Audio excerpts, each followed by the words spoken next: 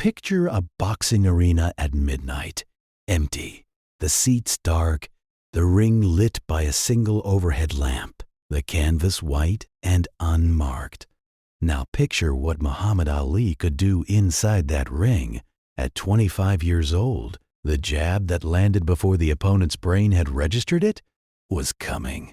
The footwork that didn't look like footwork. It looked like floating. The reflexes his trainer said they had never seen in any other human body and never would again. Heavyweight champions are built over decades. What Ali had at 25 exists for perhaps 3 years in any fighter's life, and then it begins to go slowly at first, then faster than anyone wants to admit. He was at the absolute center of those 3 years, and then someone turned the lights off. Not in this arena, in every arena, in every state, in every country his passport would have reached. The most gifted fighter who ever lived was banned. Not because he lost, not because he was injured, not because his body gave out, because he wouldn't take one step forward when his name was called.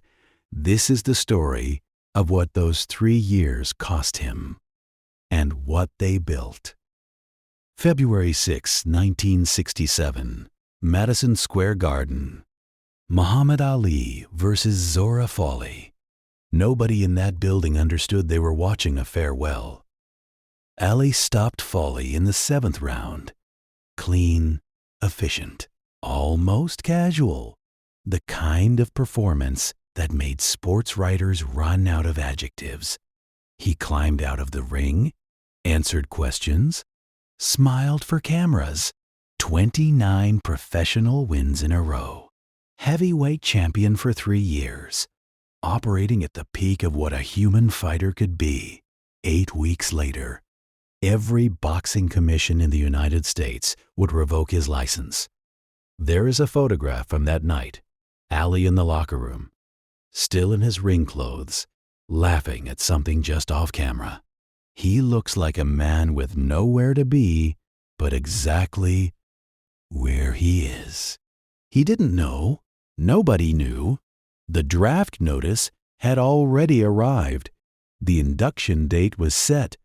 The machinery that would dismantle everything was already in motion, and Ali climbed out of that ring for the last time in 3 years without knowing it was the last time. That is the particular cruelty of last moments. They almost never announce themselves. April 28th, 1967, Houston, Texas. Armed Forces Examining and Entrance Station. 67 men were called for induction that morning. Most stepped forward when their names were called. It was what you did. It was, in every practical and legal sense, what you had to do. At 10:20 in the morning, the name Cassius Marcellus Clay was called. Ali did not move. It was called again. He did not move. A third time, he did not move. An officer informed him that refusing induction was a federal felony. 5 years in prison, $10,000. Ali was given one final opportunity to reconsider. He submitted a written statement on the spot. It read, in part, "I am not trying to dodge the draft. I am not burning my draft card. I am not running away." Within hours, the New York State Athletic Commission suspended his boxing license. The World Boxing Association stripped his title before the end of the day. Less than 12 hours to dismantle everything. He was 25 years old. He walked out into sunlight and a crowd of reporters and answered every question they asked. He did not look like a man who had just lost everything. No boxing license in any of the 50 states. Passport confiscated. No fighting abroad either. The income, the endorsements, the appearance fees, gone. Ali had made roughly $3 million in the ring by 1967? Legal fees would consume enormous portions of what remained. He moved between Philadelphia and Chicago as speaking engagements materialized and dried up. There were months when the money was genuinely tight, in ways that people who remembered the Folly Fight would not have believed possible. He didn't complain publicly. People close to him said he moved through the financial pressure the way he moved through everything, as if the material reality of it interested him less than whatever he was thinking about. What he was thinking about was whether he was going to prison. The federal conviction came in June of 1967. 5 years, $10,000.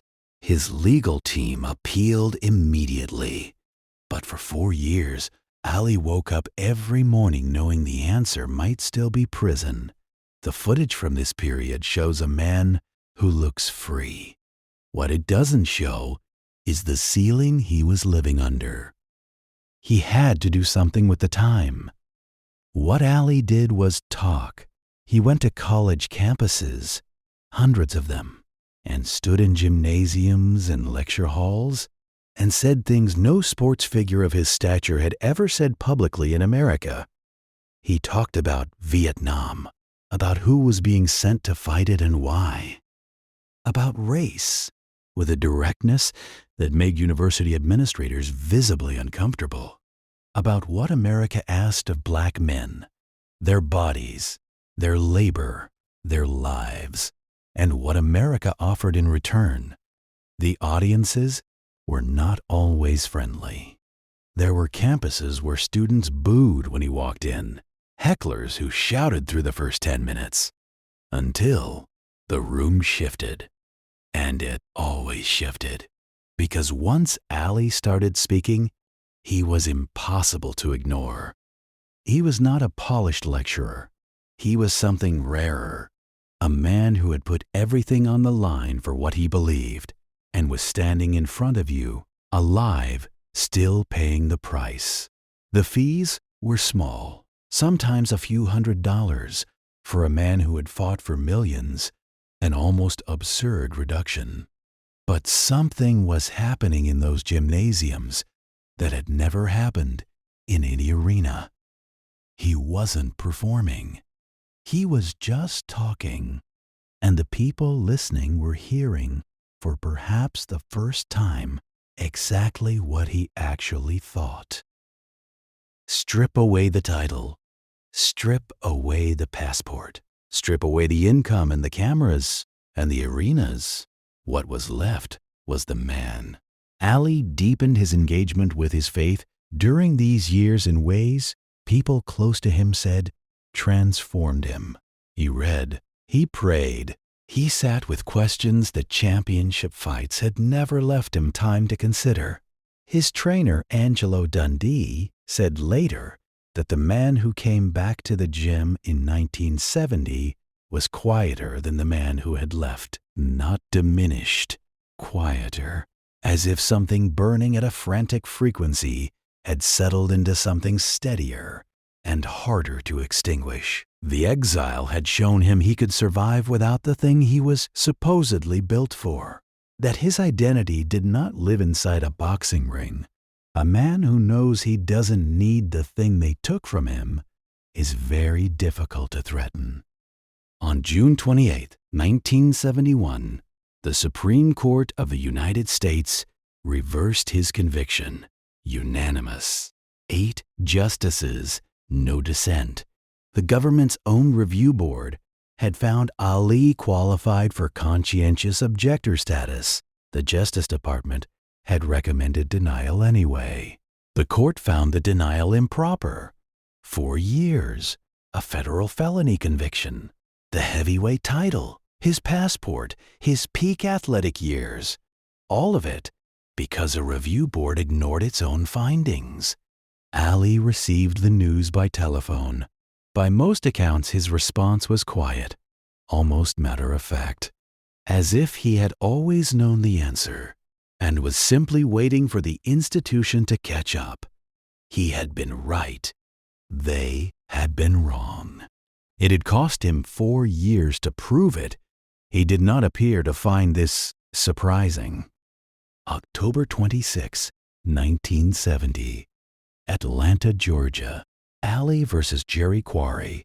Georgia had no boxing commission. No commission could revoke a license that didn't exist. A legal gap Ali's team had found and used. The return happened not in New York or Las Vegas, but in Atlanta.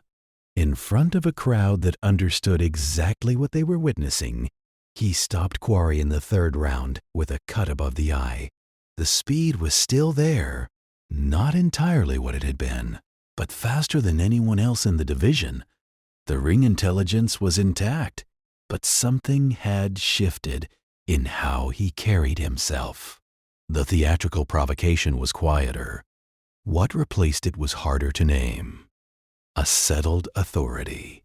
A man who had stood in a federal building and not moved, now standing in a boxing ring and not moving, both stillnesses coming from exactly the same place. He had come back. What the next few years would answer was how much the 3 years had taken, and whether what they had given was worth the price. Now for the honest accounting, 3 years of inactivity at 25, 26, and 27, the precise years when a fighter's body is most responsive, cannot be recovered.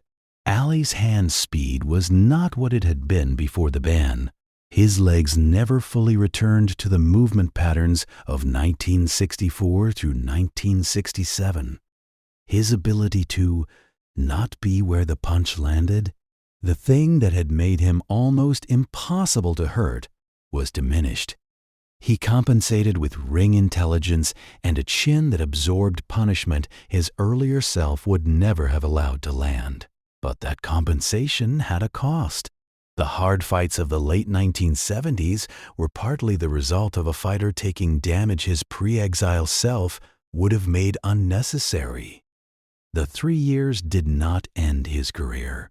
They shortened the version that mattered most and extended the version that cost him most dearly. That is the price. It was real. And yet, when historians try to explain why Ali became something no other athlete in American history became, not just a champion, but a global moral figure, they keep arriving at the same 3 years. A boxer who simply kept fighting would have added victories to his record. He might have retired undefeated. He would have been remembered as the greatest fighter who ever lived. Instead, he is remembered as something harder to categorize and more difficult to forget. A man tested not inside a ring, but inside a federal building, a courtroom, 3 years of pressure and public condemnation, and who did not change who he was. History remembers the fights, the rope a dope, the thriller in Manila, the names and the rounds and the knockdowns. But the 3 years with no fights, the 3 years nobody paid to see, those are the years that made him who he was. Ali had to answer the hardest question of his life at 25 in a federal building in Houston with the whole world watching. He answered it in silence. If this story found you, share it with someone who needs to hear it.